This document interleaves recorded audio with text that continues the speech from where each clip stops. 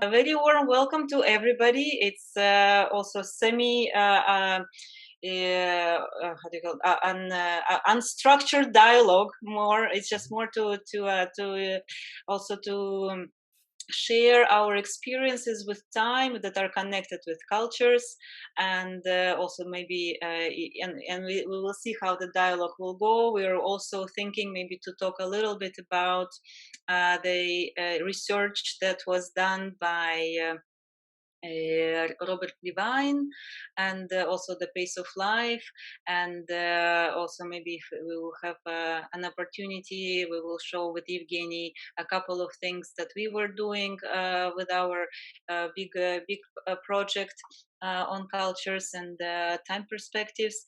And but I think I would love to just to give the floor actually to James Jones, who is with us today. It's really nice. And to say a couple of words. Well, let me just say it's great to see your face. I've been in touch and we're communicating for so long, and it's nice to actually see you and hear you and see you moving and everything. So that's really nice. And I as I told you, I've been retired now for a couple of years, and I've been doing other things. So this opportunity arose, and so I actually went back and read the paper I wrote in 2004, which I haven't read in many years, and I was really kind of excited by the ideas that were in there.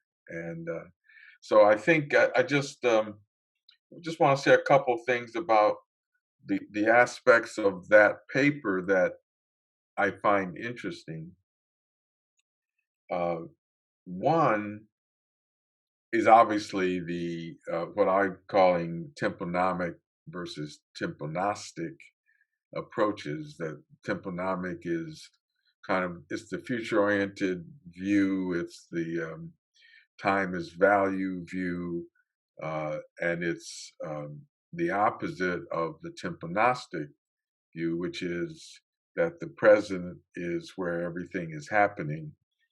And I think the balanced perspective, which I know time perspective people have been really pushing, and I think is important at an individual level. But it's interesting that cultures seem to sort of come down on one or another's side. Individuals within them may be different, but the cultures themselves tend to be more syndromic, and tend to be more future oriented, and all the characteristics that go with that are more present oriented. And my experience with time was growing up Black in America. That was one experience, and as I wrote in the paper about colored people's time, we knew about that. And it was we all knew that we come when we come, and like you said at the beginning, things start when we get there. And I've been to parties, university related parties, and everybody who was white was there before everybody who was Black got there. It was like two different parties, two different time zones. It was kind of hilarious. Anyway, my experience was in Trinidad. The experience that really kind of pulled things together for me, and the paper, of course, is called "Any Time is Trinidad Time," which is one of the first things I learned when I got there. And so I was really intrigued to understand what what was that exactly. Any time is Trinidad time, and it wasn't exactly the same as colored people's time.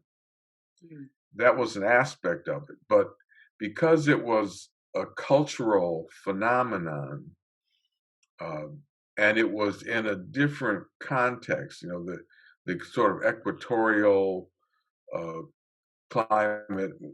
When I was there, I think the temperature never got below 72 Fahrenheit. So it was always warm. The sun never set after about 6:30, and it was always up by about 6:30. So it was a very calm, regular, peaceful kind of setting.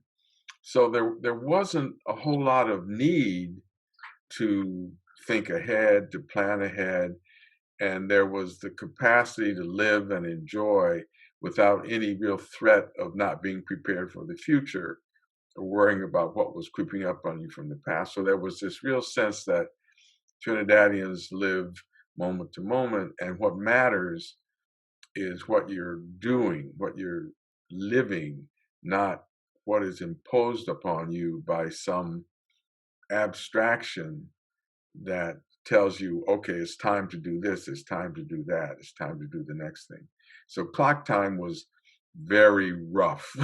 And I think Bob Levine certainly captured that in his studies in Brazil.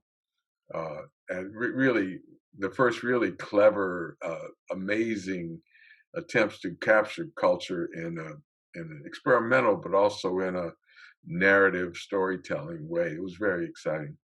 So, in fact, I shared with Bob a lot of this Trinidadian experience, and he wrote a little bit about it in his book. So that was what I really thought was interesting, sort of conceptually, was the idea of the value of time, and that's kind of the tympanostic aspect. But it's really important that if time has no value, then you relate to it very differently than if it is the primary value that is a driver for your personal and your societal success. And in Trinidad, interestingly, the consequence of having that kind of time is no value is that they also did not value success in the way in which we do. I'd go to talent shows, um, and they would, when people made mistakes, they'd laugh at them, and they would laugh at them because they felt they were practicing, working hard, but they weren't any good. Um, and they didn't appreciate hard work to achieve a goal if it meant sacrificing having fun and enjoying. And you may remember Walter Michel's work on delay of gratification. Now, it was initially done in Trinidad, and they showed the difference between the East Indians in Trinidad and the Africans in Trinidad, and there was this sense of, yeah, let's do it now, let's not wait. So anyway, uh, I could go on and on. I don't want to take up all the time, but the idea that time can be a driver of behavior and also a consequence of behavior was for me a kind of interesting in trying to explore what that might mean. So we can, I don't want to, we can talk about it. And if you have any questions, I can say more. I see also a couple of my students here. If you have any questions, go forward. Yelena has a question. Yes, of course. Hello. Hello, Hi. Elena. Good to see you. It's very nice to see the faces, indeed. Very nice. I remember there was a conference when Yes, yes, I remember you too. appreciated. Yes. I just wanted you to repeat this thought because I think it's important in my clinical work and personally that the success was not valued, the hard work was not valued if Hmm. sacrifice had to be made. Hmm. So just Well, elaborate on this a bit. it was, I mean, there were many different uh, expressions of that. It wasn't just that you shouldn't work hard. It was just that you only need to work hard enough to have the life that you wanted. And the thing is that hard work becomes a value in itself. And so people who were working hard and working hard and working hard to achieve goals, and the goals were distal, so you couldn't see the progress toward the goal. So then it looked like it was almost like Sisyphus rolling the rock up the hill. They just kept working. You didn't see the progress, so it seemed like a waste of time. And so I think the idea that since time doesn't have value, why are you spending all that time doing this when you could be doing something else?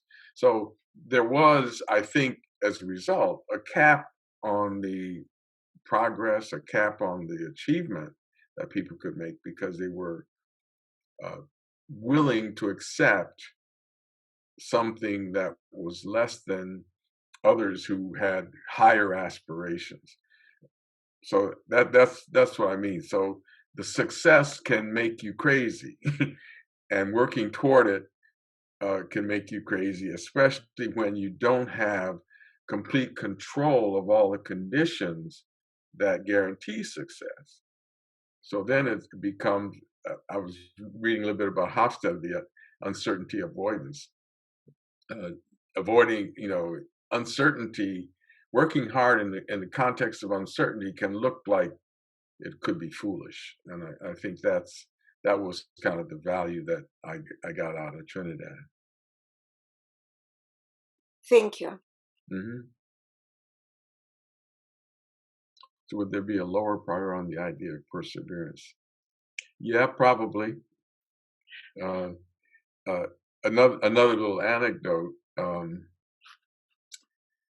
I went to a play, and it was an African troupe that did a play about twins. And in this village, twins were a bad sign.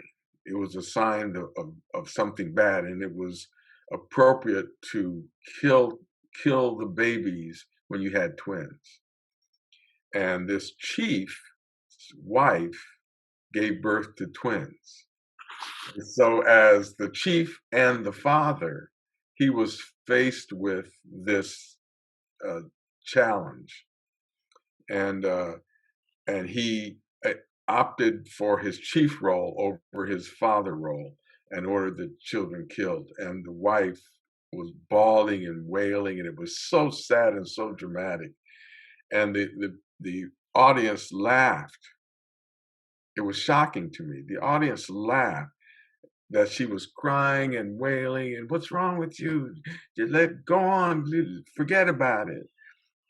And so it was that. So the consequence is that it was hard for people to take things seriously, because to take it seriously is to commit to a certain outcome and a certain approach and a certain work ethic, if you will, or perseverance. And therefore, they kind of danced around it. And that gave them protection from feeling hurt and feeling sad and feeling failure. So in that context, they couldn't fail. They wouldn't be sad, and they would be happy. I think that would be relevant, I think, to any kind of therapeutic or clinical sense. Yes, it's just very powerful. I think it needs to be absorbed better. Yeah. But I'm glad Anne is recording, so we will get back to that. It's indeed, it's live. Good. And I see now that Evgeny is here also. So good. Yes, good evening. For some reason, I was thinking we start half an hour later, and I just realized I was mistaken. But very nice that we are all here. It's I think it's an interesting opportunity also to talk and discuss also what Robert Levine was doing in his research, and just some other things also connected to time and culture. And maybe if we will be brave enough, then me and Evgeny will talk a little bit about our cross-cultural project, which is still work in progress. Very long-standing one. A very long-standing one. Yes.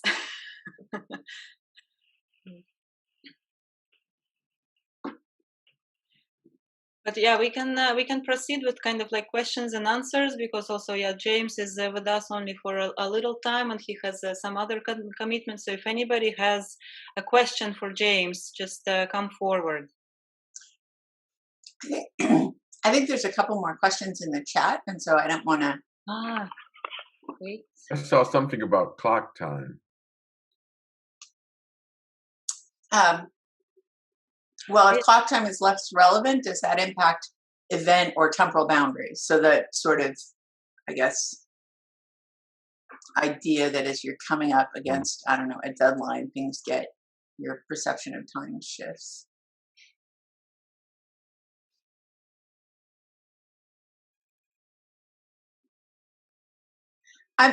So the question that I was going to ask is that around your discussion, there's kind of an implication of, I would say, social and racial boundaries and the ways in which they prevent the ability to plan ahead. I mean, that's what some of the context of what I'm hearing and what you're talking, and what you're saying. So tell me that I'm mishearing it. But that those are outside of our control. And so in the instances, and this kind of comes back to a conversation we had the last time I was here around what's happening right now, or world crises, or, racism is a constant threat, that in those moments, it's the need is to focus on the present. Right. And that in fact, taking care of yourself and those you love in the present is psychologically adaptive. Yes. And so that's what I'm hearing in what you're talking about is that we can't imagine that there are people for whom the sort of progress, the continual, the whole sort of possessive or individualism, I can succeed in that sort of American dream shtick, causes this future time perspective to be preferable. But if you are aware that the world isn't your oyster, then why plan for it? Yeah, well, I think that's really the boundary question is really important, because the boundary is the relative position in society and the degree of control you have both individually and collectively. And I sort of came to this a little bit from the idea that during slavery,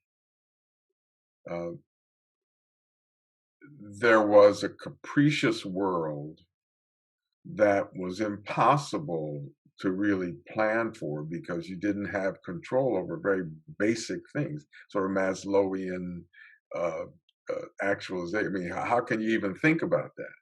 So what do you have? You have the capacity to gain some measure of control in an environment that's very unstable and uncertain.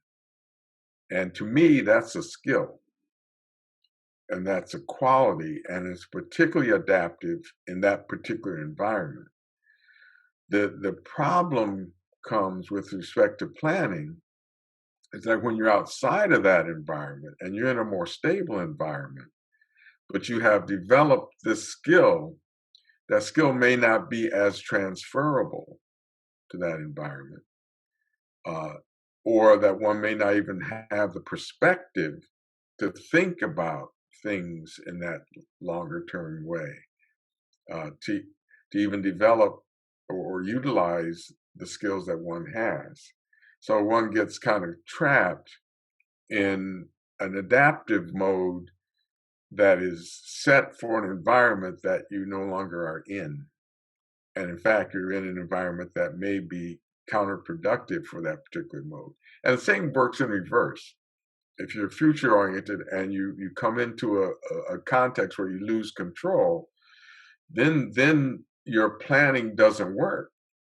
And then you get the same kind of negative psychological experience. I think to some extent, COVID has created this world for many people who are used to being in control, and they no longer are. And they're trying to some try to gain control by deflection.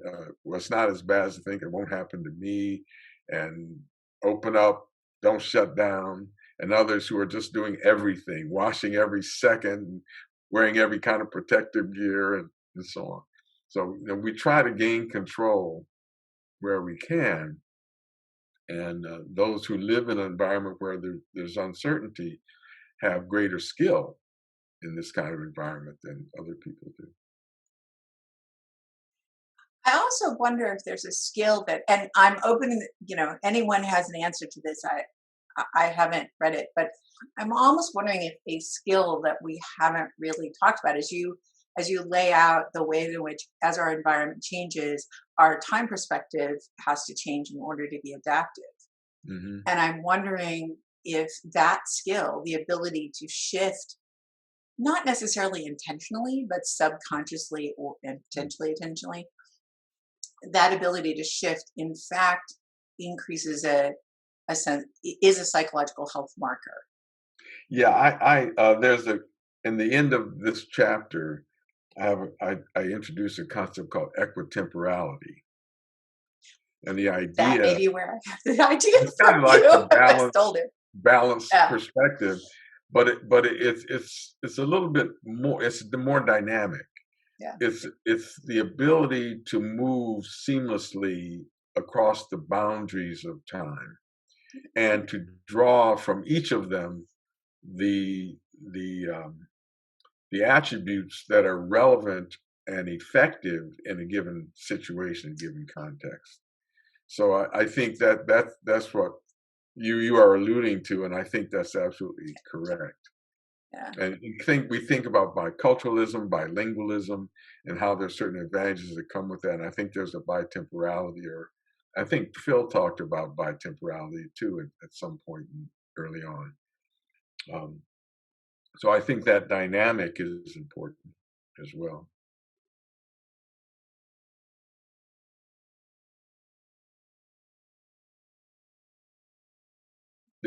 I saw something about, would I share that paper that I was referring to? I think Anna has a copy, and maybe she could make it available to people who don't have it. Is that right, Anna? Oh, the 2004 chapter?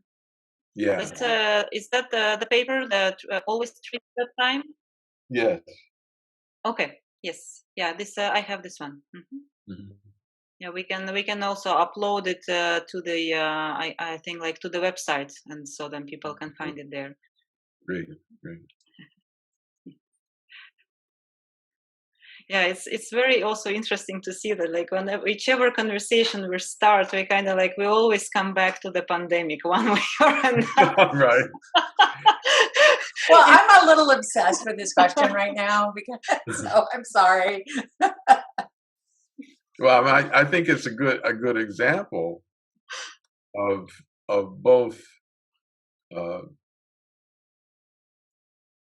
a leveling of cultural differences, in that it sort of works the same way everywhere, and everyone is put in a cultural context that is very similar, but they have attributes that are different as a result of their cultural origins and development and capacities. And it'd be interesting to see how variations in time perspective may alter adaptations to this context. It's probably it's like a good control for cultural difference, to expose cultural differences in a common context. So I have a question. And I'm not sure if very much resonated. I think we are a little stuck. You froze. Oh, Nikki. Oh yeah. Sorry. Can you hear me? Okay. I just had a question. I'm not sure if that like this is the right question for the right people, but I'm wondering the role of trauma on people's ability to have that kind of equitemporality.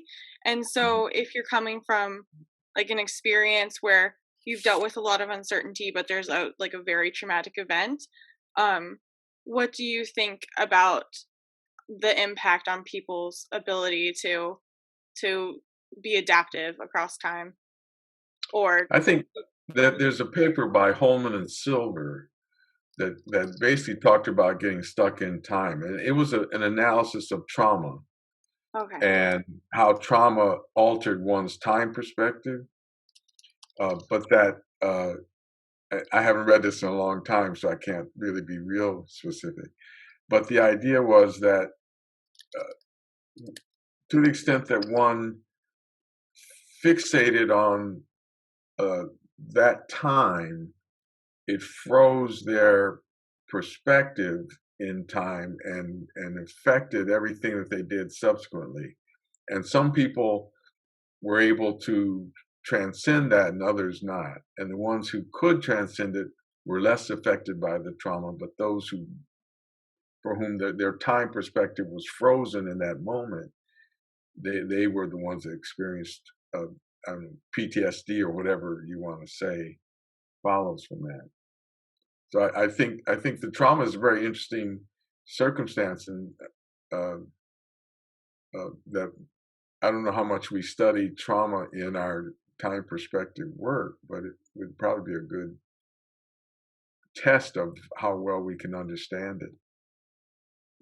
Yeah, I'm just particularly interested because I think like what you brought up about the play was so interesting to me, because that for lots of people would be a very traumatic event. Yeah, And right. so I'm curious about how to even looking in different cultural contexts, if what I perceive as a traumatic event would be.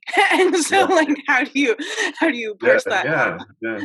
I think it's a kind of protective approach that keeps people from feeling deeply. You can't be traumatized if you're not feeling something deeply. And so it probably doesn't mean that one doesn't have the capacity to do that, but that the threshold is very, very low. And so we're really probably talking about thresholds here, not capabilities, except for maybe sociopaths. They maybe don't have much, much. Their threshold's almost zero, like our president, if I may editorialize.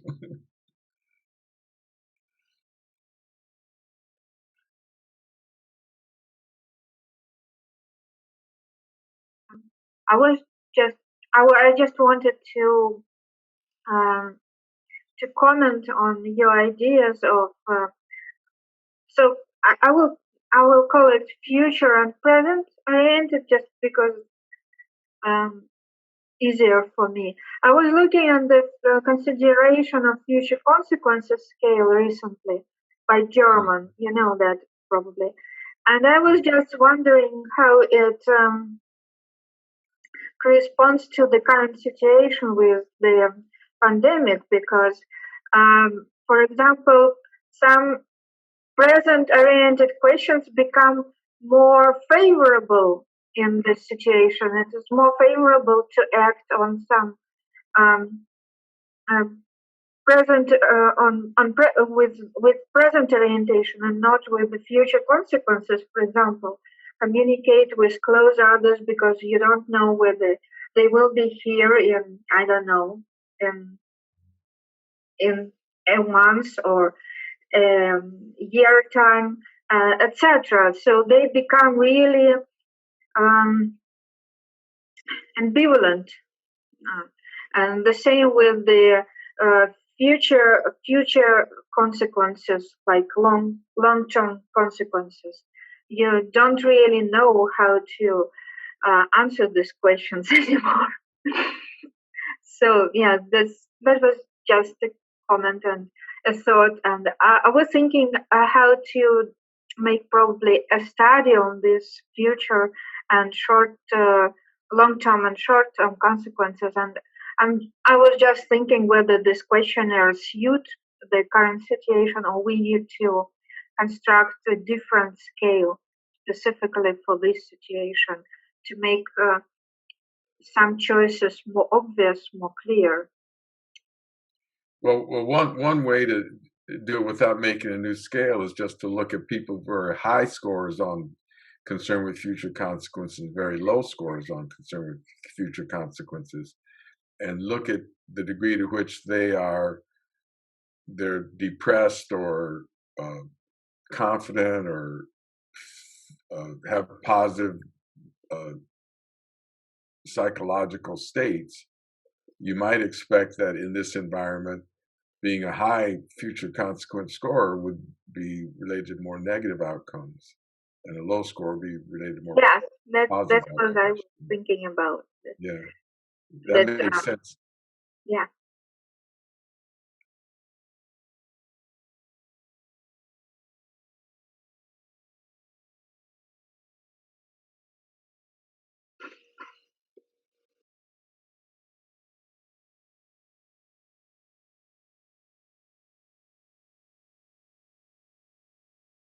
Are you going to talk about your research, Anna? I have to leave pretty soon. I'd be interested in hearing what you guys are doing. Yeah, I can show a couple of things. Yeah, I've also prepared some slides for today. I can just also briefly before you run away, and then or Evgeny, do you wanna start? As you wish. I've prepared a general introduction about different views of time and different cultures. So I don't know if not everyone is familiar with those. It might be potentially interesting, but also if you feel like it's good to discuss with James what you're doing right now, maybe it's good to start with that. No, but it's like what yeah, I can just very briefly show, because it's kind of a little bit related to what Robert Levan was actually doing in terms of pace of life. And so I was also, there was since I moved from Riga, a small place, into Moscow, a big place, so I also kind of like a lot of things were very relatable for me, and it was kind of I was very curious in terms of like why this kind of, while I'm in Moscow, it's kind of it seems like everything is just like a very fast paced, and then it's and so I was kind of like comparing, and we did in different cities in Russia, and people of various ages. And so but we used the questionnaire from Zimbardo in terms of the time perspectives factors. And so I was thinking that in terms of who would be living like in the big cities and who is going to live in the smaller cities. And so I was kind of like imagining, yeah, like it will be people who are in the bigger cities, they will be much more future oriented, and but the results what I've got, they were a little bit different, and I'll just show you in a bit. It was quite also so we actually got a little bit kind of like an opposite picture, because actually people living in smaller cities were mostly future oriented, and the people who were living in the big cities, they were mostly present hedonistic oriented, which of course after we looked at the results, it all made sense, because the big city, it provides for much more like different things to do, and people are more also easily tempted to do something, and so it's kind of like it creates a different vibe in the city.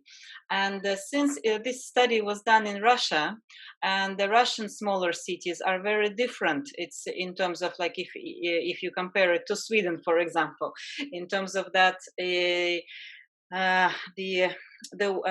affluency is not equally distributed. So also, if you really want to have a good life in a smaller city, you really have to be more future oriented.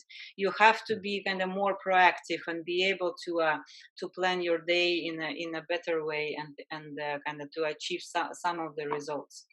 But then it's what else we've done. It was the other things that I was planning also to talk briefly about, but maybe I think Evgeny would do a better job. Otherwise, I can also show the some of the things that we've managed to do also with the ZTPI in terms of across different cultures, and we came up with this notion of temporal profiles when we combine all of those different scales, and then what we managed to show that there are actually some of those profiles, they are you can meet them in every country or in every cultural setting, but the how many of each type, that's different across different countries. I don't know if Evgeny, if you wanted to, do you want to take over from here? Yeah, I can. So we had like a couple of, while Evgeny is preparing, we had a couple of legs with this study. In the first one, we had about 20 countries. And then now we are still struggling. So we have about 33 there. Yeah, so I was thinking of making a little bit of introduction about culture, but maybe we can start with the DTPI to talk a little bit about our project, and then if you're interested, we can take a look at different findings on different views on time across cultures. So in this project, we compared the DTPI scores from 33 countries, and you're probably familiar with the 5 dimensions of the DTPI, so I'm not going to repeat those. And Phil Zimbardo had discovered some interesting associations between the DTPI scores and his variables. For example, he found that in Protestant cultures, people are more future-oriented, as opposed to Catholic cultures, where people are more present-oriented and more present-fatalistic. And also the classical difference between the South and the North. In the northern regions, people tend to be more future-oriented. In the South, they tend to be more present-oriented. And one can think about all kinds of evolutionary reasons why that happens, because maybe in the North you have to plan in advance and stock up on provisions for the longer winter, whereas in the South you can always find some food around. And there are some well-known associations with individualism and collectivism. You're, again, probably familiar with this cultural dimension. Countries where people mainly identify as individuals, Western countries, and Eastern countries where people mainly identify as members of a group and value group harmony. And Phil Zimbardo found that individualistic countries tend to be higher on future orientation. So in this long-standing project, we started by investigating the cross-cultural comparability of scores on the DTPI, which was a more technical stage, and then we approached the more substantive stage of looking at different countries in terms of how they compare on the DTPI scores and profiles. So in the final data set, we had 33 countries from all continents. Unfortunately, Africa was not very represented, but at least we got some East Asians and a lot of co-authors, all brought together by Anna in this 22,000 people. The samples were somewhat diverse. In some countries, we had representative samples like Czech Republic or Hungary. In other countries, we had more student samples, like in the UK. And first, we looked at the comparability of the DTPI, and we found that some countries were structurally somewhat different. For example, China, Japan, Algeria, mainly countries that are non-Western. And we also looked at the differences in how people answer specific questions, how they score specific items. Because in cross-cultural psychology, there is this well-known problem of item bias. When you translate a question to another language, the formulation may become stronger or weaker, and this may result in incomparable scores across countries. So we found some items that were actually very different in how they function in some countries. For example, this item 28, I feel that it's more important to enjoy what you're doing than to get work done on time. In Protestant countries like Germany, the UK, the United States, this item was less related to present hedonistic, and maybe for reasons that enjoyment is less socially desirable, or another present hedonistic item, I prefer friends, or spontaneous rather than predictable. This one did not work in Japan and did not really work in China. Again, maybe there are some cultural reasons why people don't really value spontaneity in those collectivist cultures. And we ended up just removing the items that were not very comparable across countries. And we looked at the associations between country scores and those cross-cultural variables. And we found that future orientation was positively associated with uncertainty avoidance and negatively associated with a cultural variable proposed by Gerd Koffler, indulgence. In some countries, people believe that you need to indulge. In some countries, people believe that you need to delay gratification of desires. So future orientation was negatively related to that one. For individualism, we didn't discover any associations.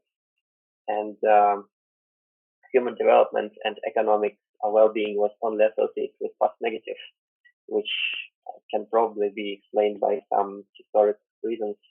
Countries that were traumatized by war or some serious crisis, there people have higher past negative scores and also lower levels of socioeconomic well-being. And we looked at those time perspective profiles.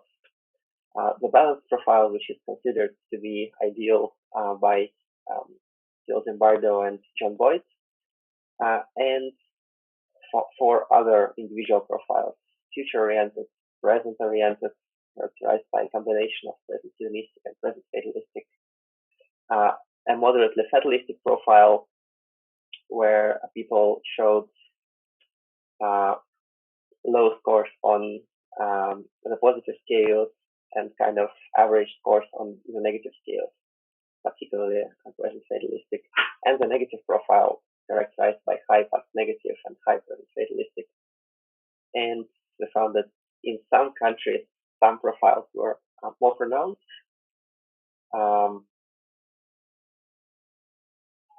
For example, in France, people have higher prominence of this negative profile, and in China, this moderately fatalistic profile was more pronounced, and so on. And these last findings, they come from the final effort that we conducted not so long ago, comparing those countries in terms of balanced time perspective. So here you can find a ranking of 33 countries. On top, you can find countries with the most balanced time perspective, like Portugal, Israel, Poland, the UK. And at the bottom of the scale, countries that deviate from this ideal time perspective profile. Austria, Algeria, Korea, the Czech Republic, Japan, France. And the scores on the 5 ZTPI time perspective domains are given here in this course. And you can also visually look at some countries and maybe have some ideas about your own countries or countries that you're familiar with.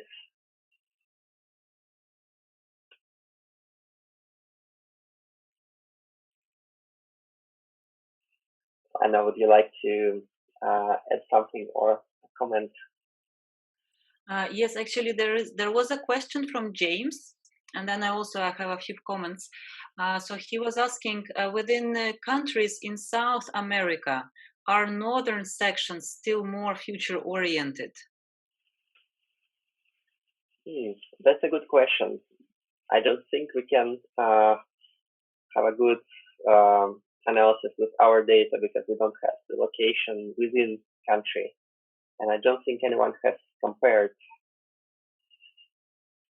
Yeah, but also in South America we had we had Brazil. What else we had there? Mexico. Yeah. Chile. So also not a very big variety. Yeah, and Chile is huge. But it's an interesting question also. But I don't think we have an answer Mexico is in North America. Yes. So then it's then we don't have that many at all.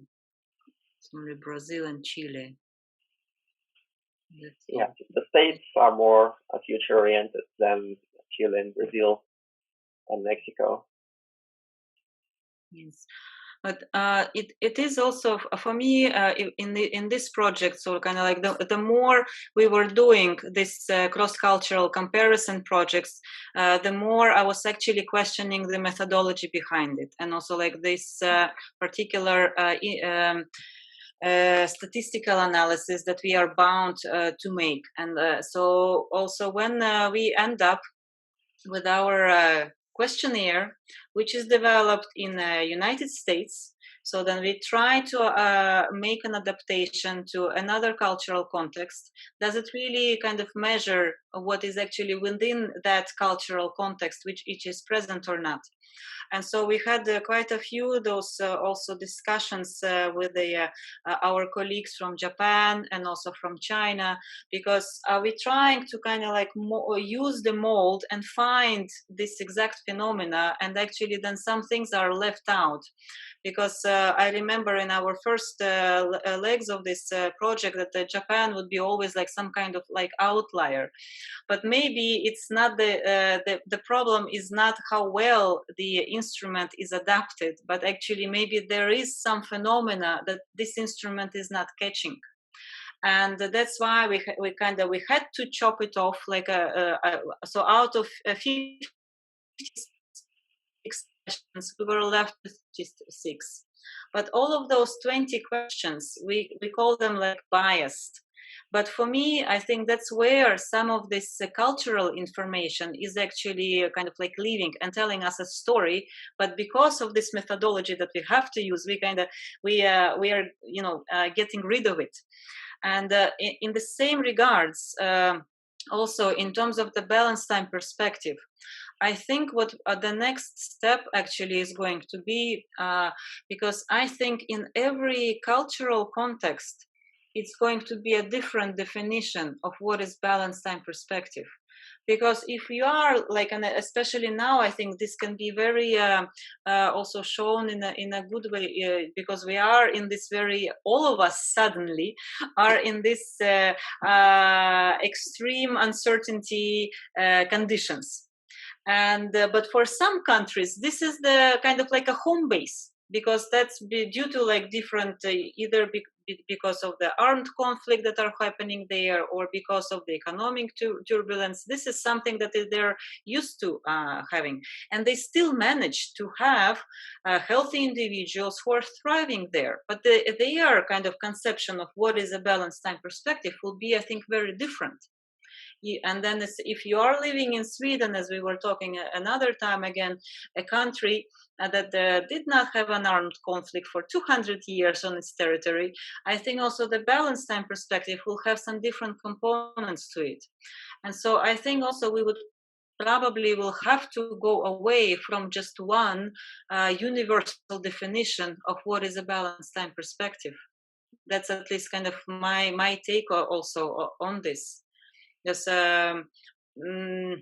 and also our colleague Fons van de Weive, who was doing this great project in South Africa, also that they actually managed to make this kind of like this. They started out with the big 5, but then it's like when you make available this instrument in all of those 11 or 12 national languages in that country, that actually some other phenomena start to pop out.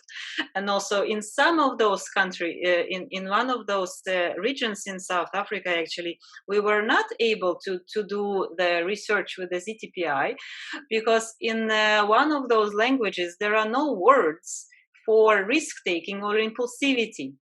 So how do you measure something that you don't have a word for? But I mean, it still exists, but it's kind of like you need to measure it in a different way. And it's kind of like the same dialogue we had with my PhD student in Estonia, because when we were adapting a couple of scales there, she said, but you know what, we are running into interesting issue here.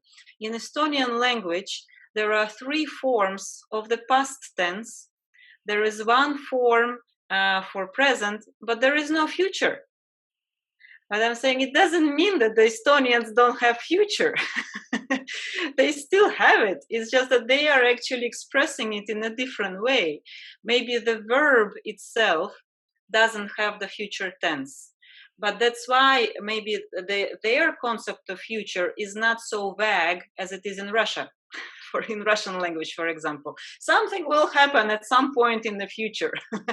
But Estonian language, or Finnish, or Danish, or Swedish, they can't allow for this vagueness to be expressed. So they say when something is happening in the future, they have to pinpoint a particular point, like kind of point of time, with other words or with other grammatical structures. And that's also something very interesting here. There was another study done by the economist in terms of this language. Can we express this future in our language or not? It actually impacts our savings behavior. And that's it's counterintuitive. So those countries, they don't have this kind of like future tense in their grammar. They're much better at savings behavior, and I think it's very much related, because you can't just kind of conceptualize an abstract future. You have to make it very concrete, and that's why you become much better at savings and things like this. So it's very fascinating, I think, altogether. But there is so much more work to do, with all of this. And I think.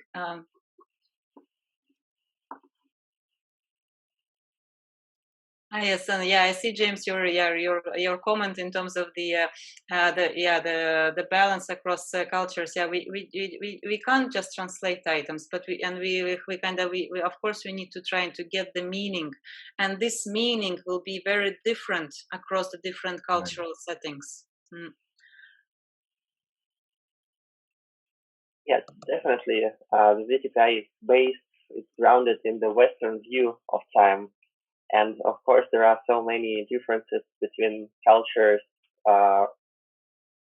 where people have completely different views. So essentially, we just use one instrument and we kind of impose it on all the other countries. And of course, the effects of different time perspectives should be dependent on the context. For example, here in the West, we have a linear view of time. We see the past at some point on a line which is going on and which leads into the future. And we see time as a kind of limited resource. That's why future orientation has potentially some benefits. But if we look at the Eastern view of time, where time is viewed as a kind of cycle that it repeats, and of course, in China and in Japan, people value time, but there are also proverbs like it's never too late to turn. The idea that events and opportunities, they come back, they repeat, and we approach the same problems at a new level. So time can be seen as they have a larger and more all-encompassing time perspective. They can kind of take a distance and see life as an integral whole rather than just as a linear succession of events. And of course, this concept of linear versus flexible time, for example, which is very popular, it's also called monochronicity, polychronicity. In some countries, people approach tasks and problems sequentially and try to structure their activities one after the other. They fix schedules and they try to follow those schedules. And these are countries like Germany or Switzerland or Sweden, as you can see. But in other countries, people take a more flexible approach. They think, okay, these are the things that I want to do in the next few days, but the order in which I'm going to do them, or the order in which we are going to approach them, or when exactly we're going to have the meeting is completely flexible. It will depend on opportunities. It will depend on the situation. And of course, having, for example, a future orientation might be very beneficial in a linear time culture, because you're going to fit in well with other people who also look at watches, who stick to their plans and try to carry them out.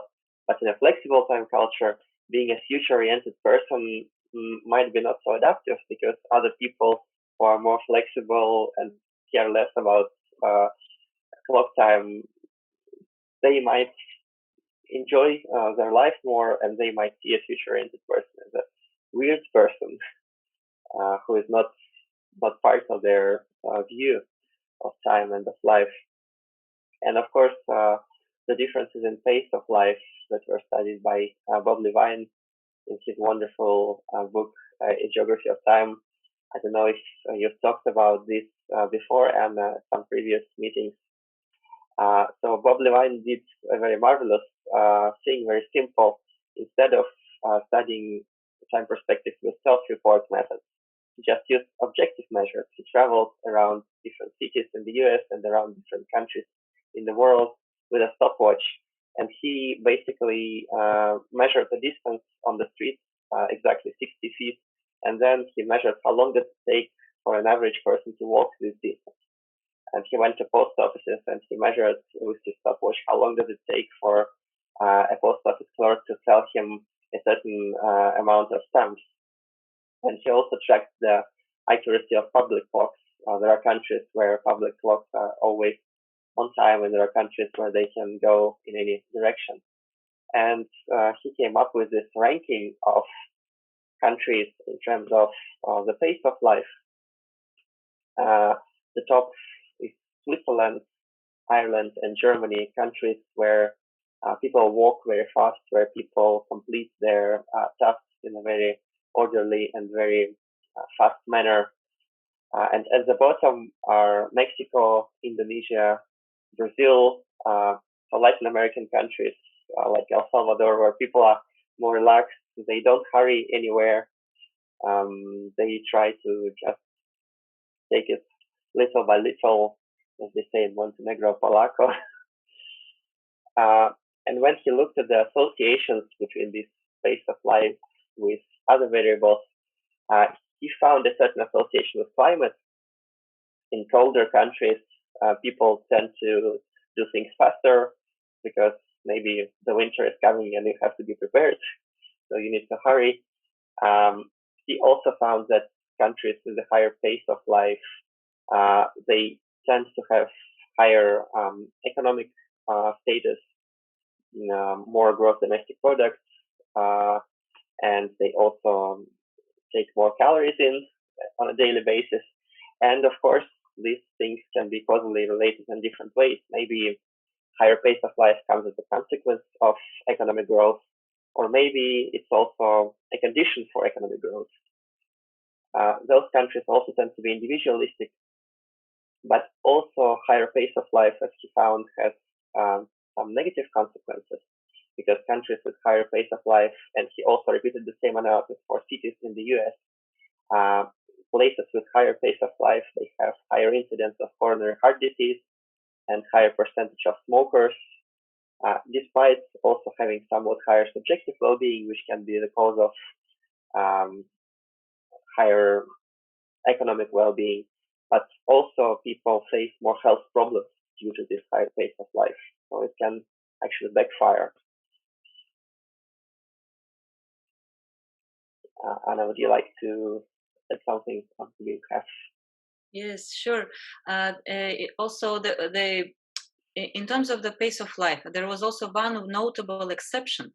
So we have, of course, this overall kind of like correlation that the higher pace of life is, so there is also much more risk of the coronary diseases, but except for Japan.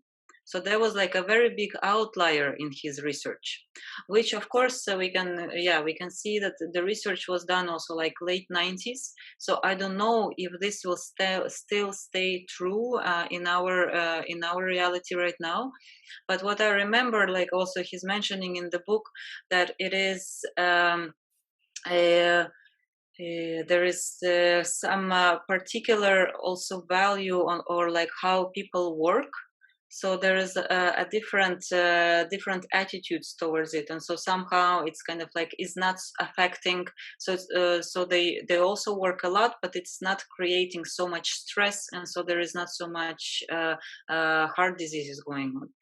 And so in terms of this, and of course, yeah, it was I find it so witty also, his experiments, in terms of like how do you capture this pace of life, or like the tempo of a place.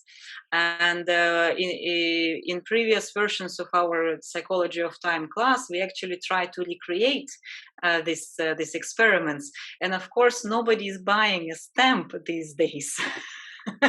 So that was always kind of like we would look at these experiments and try to come up with some kind of other measures. And there have been like really interesting takes on this. And of course, yeah, some people would see like the ratio in terms of in different countries, if people take the coffee to stay or they take a coffee to go. And also like how long it takes actually to bring a check for your meal, for example, and so some other things like this. Some people were measuring, some of the groups, they were measuring if you are like in a public transport and that has like an escalator that goes up or down. So what is the ratio of people kind of like passing you by on going up the escalator or going down the escalator, and things like this. So there were some interesting also takes. And we also had an outlier in our little research in terms of the accuracy of the public clocks. So one student was in Morocco. She couldn't find any public clocks whatsoever. But then we discussed, then in any case, in some cultures, there are some other ways of also like signifying important events that are happening throughout the day. And in Morocco, of course, it was called for prayer. So every day, 5 times a day, there is other way of telling the time and what you're supposed to do during this particular time of the day. So that's also just like some anecdotes with this. And something that what I remembered also we discussed, because Denmark is as it was mentioned before, it's kind of like it's a planning country, and some people link it actually to the fact that the way kind of like we are kind of like, or people here getting the food is through planting crops, and so for that you need to plan. And in Greenland, that's more a hunting society. And so they are kind of like, and also a lot of Greenlandic people who come to Denmark, they also have to adjust to this very punctuality of Danish society that is very prominent here. And they say that there is this Greenlandic Cultural Center that helps Greenlandic students also to adapt here. So one of the consultants, yeah, she was saying that actually it's for them it's very difficult to understand this concept that like an assignment is due at a particular time, because where they live, so it's kind of like it's this concept. There was a seal. So if you see a seal, you go hunt it because that's your food. And that's something it's more important than actually to go and turn in the paper on time. So that's, there is a seal, and there was a seal, and it's kind of like it's a different approach also even today. And it's, although Greenland is more up north than Denmark, they're more living in the moment and in the present, and then the Danish people kind of like putting things in planning. But I see also there are some interesting questions in the chat, so maybe I will ask them and see if we can have the answer. But Mark is asking, so how could one measure time perspective in a culture that believes they are creating past and not building the future? And Mark is also saying that he can provide the context for it.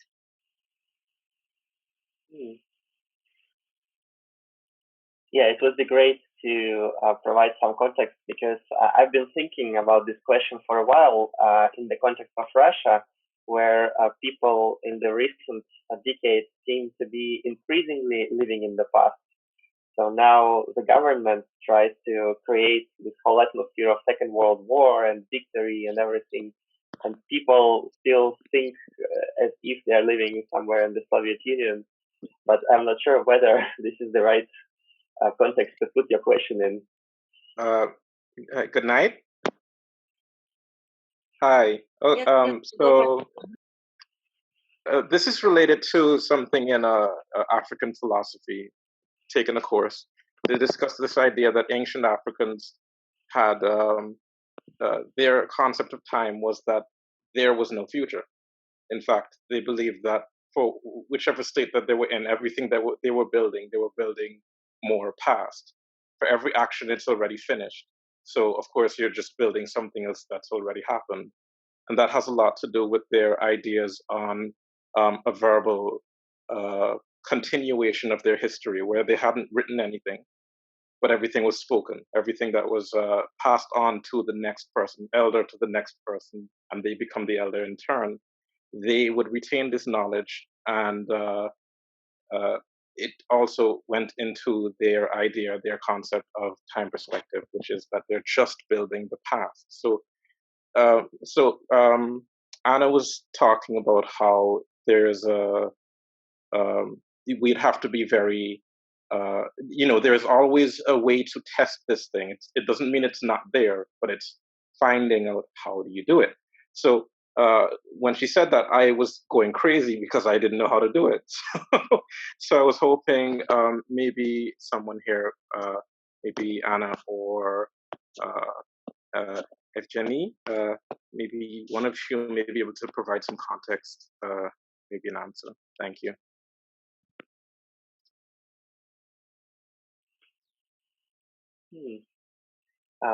That's a great question, and actually, I have no idea how one can conceptualize this issue of time perspective in Africa. But definitely, in this case, one needs to start with an alternative cross-cultural research strategy, which is called EMIC approach. When we go and do interviews and we talk to people and we try to understand how they view time, because time perspective is a very personal thing. It's about the way we identify ourselves and we place ourselves in the context of our life. And we would need to investigate the metaphors of life and of time. Is it linear or is it something else, something that we completely don't know about? And then based on those metaphors and based on those identities with, here we identify with goals. In Africa, maybe people identify more with traditions or with their past accomplishments. And based on these metaphors and these visions and identities, we could find ways to put those things in words. But maybe the resulting measure of time perspective would be completely incompatible with Western context. And that would be a huge challenge as well. But a very interesting project it would be to conduct. Yes, I would second Evgeny here that it will be definitely a very interesting project to work on. But I would go the same way that you go within the culture, so you don't take an instrument which was already done in a different cultural context, but you would have to start from the in your in that cultural context. There and it's like, as Evgeny was describing, like collecting the metaphors and things like conducting some interviews. And that's what I was also saying in terms of that the more we were doing this cross-cultural research, the more kind of like I was going away from that methodology and more cultural psychology would be more kind of an interest. And I've seen, Evgeny, you had like a couple of slides on like cultural historical approach. That can probably go well probably in this discussion here. Because it's not something that we take an instrument which was done, but we actually develop it from the fresh, and yes, and that's something that also our colleagues in Aalborg they do. There is a very interesting lab on cultural psychology. Yeah, I don't know if it's very much based on this Vygotsky approach. yeah, the idea is actually that culture is not something descriptive, and it's not something that is like a different language that you can express the same ideas in, for example. But culture is constructive. It shapes our ways of understanding ourselves. It shapes our ways of behaving, and every culture in this respect is unique. Um, some phenomena may not be translatable at all from one culture to another. And there are some exotic examples of some specific constructs that just don't exist in other countries. For example, in cross-cultural literature, you can find the description of Portuguese saudade, which is like longing for something positive gone, but this longing gives you warmth and supports you in difficult times. Or this Japanese concept of fear that other people may be offended by the view of my body, something like that. It's called Taijin Kyokusho, and it doesn't exist anywhere else.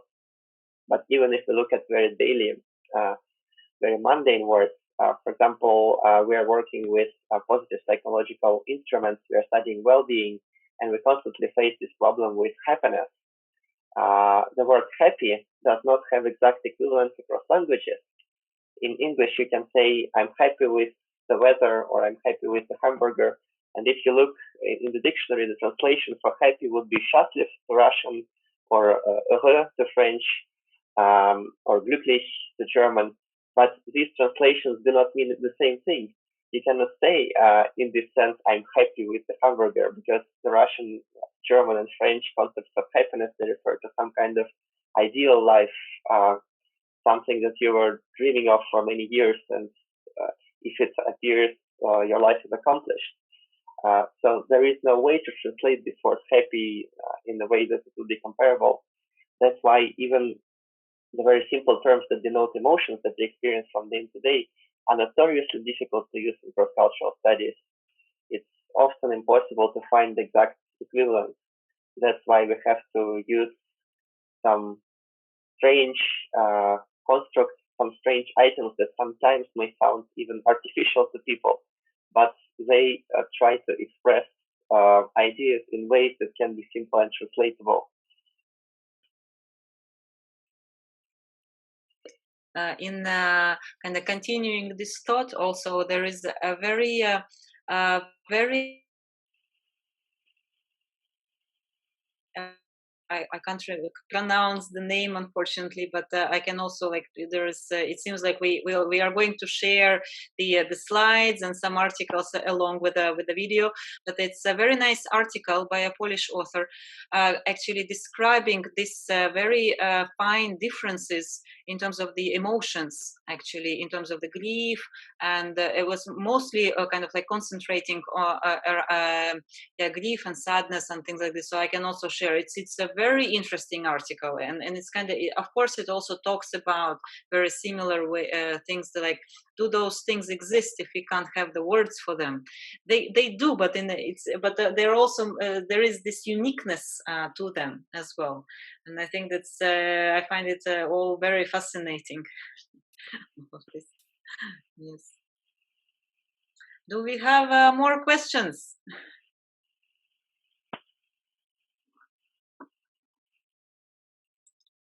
I actually have a question, Anna. Can you hear me? Yes. Yeah, so I have a question about the results on the pace of life. I myself have some like reservation about the findings because, like, so I spent 2 months in Denmark, right? And like to every American I know, they say that like these people, like people in Europe, like walk so slow, and like these countries like Netherlands, Sweden, and even Denmark are known to be like laid back. And I felt that that was true too. Like people walk really fast in America, especially like in cities like New York City. So I was wondering if maybe I don't know how they recruited the participants, but maybe somehow like more people in the cities in European countries, and like more people in urban areas in the States, or maybe even we have different concepts of pace of life. I mean, I'm open to hearing your thoughts on this findings. Yeah, I believe in the States there should be a huge diversity between the West Coast and the East Coast, and between different cities. So even based on personal experience, when I compare, for example, New York to London, in Manhattan, people are much faster. So in London and in Paris, it feels like everyone is so slow. And, Moscow is even faster than London and Paris. It's closer to Manhattan. But I'm sure that in the States, there is this huge diversity. And as far as I know, Bob Levine had traveled to many places in the States because he did a similar study based on different US cities. So I believe this is supposed to be some kind of average country estimate, which tries to capture the general pattern.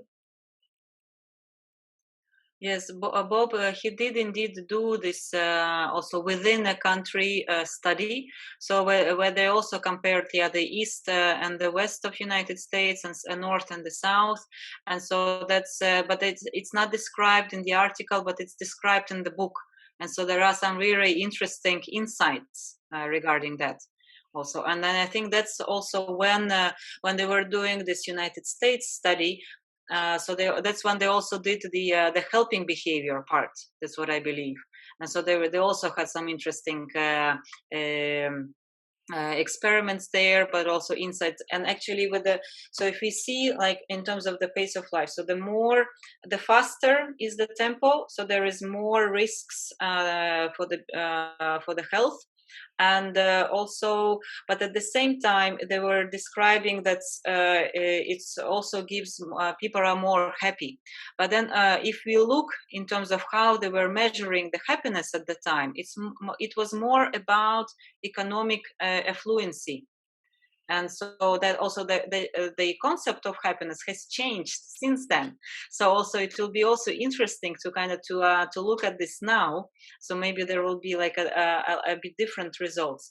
But when they were looking at this helping behavior, so if it's like a fast place or a slow place, this didn't really matter. So people would find the time to stop and help in both of those contexts.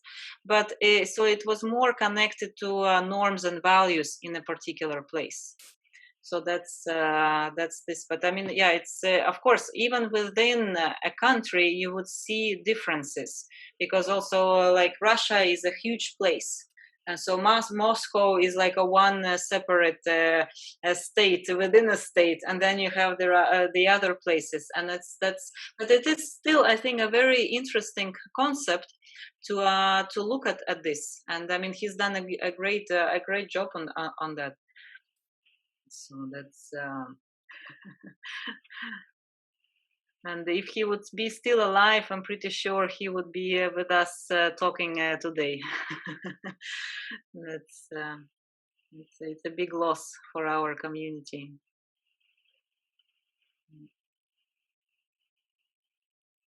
I think we have 6 more minutes. So if anybody has more questions, feel free to ask. Comments, more suggestions for research like Mark had done. No, I have some ideas too while listening to others, and I'll try to squeeze it in. First idea was I remember the novel by Arthur Koestler on. It was actually about Stalinist time, but it was the story of a Bolshevik who reflected on his experiences with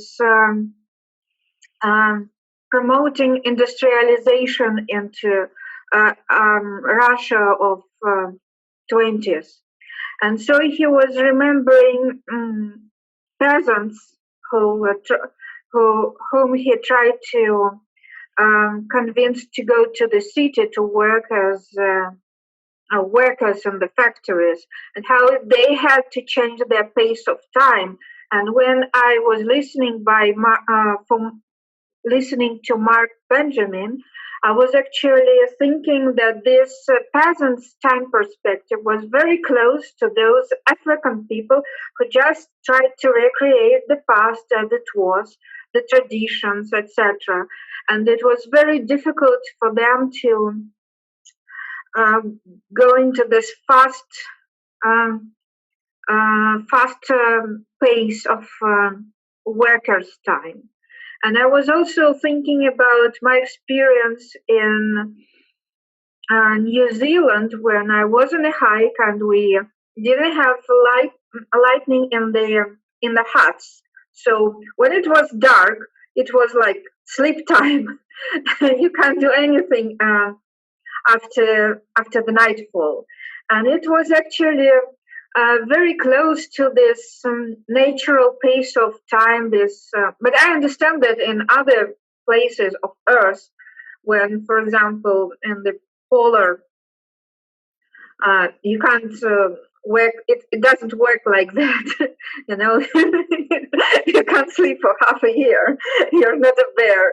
So this was such a natural pace of time when you just walk or sleep or communicate with others a little bit, and you just fit in your emotional experience into a more steady pace.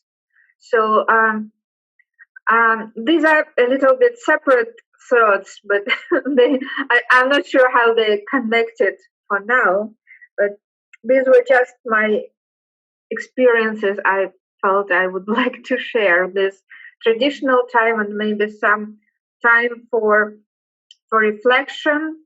So what I think is too fast is probably not too good for your heart rate or etc. Too slow traditional pace of time is also probably not very productive in present world situation. But there should be some balance, but I'm not sure what it is actually. Whether, for example, James suggested that it should be more fit into the situation, but probably balance is something that is good for a person, for one's health, for one's physical health, and not just for the situation, because sometimes situation is too gross, too severe, and it's too difficult to fit in. So that's it.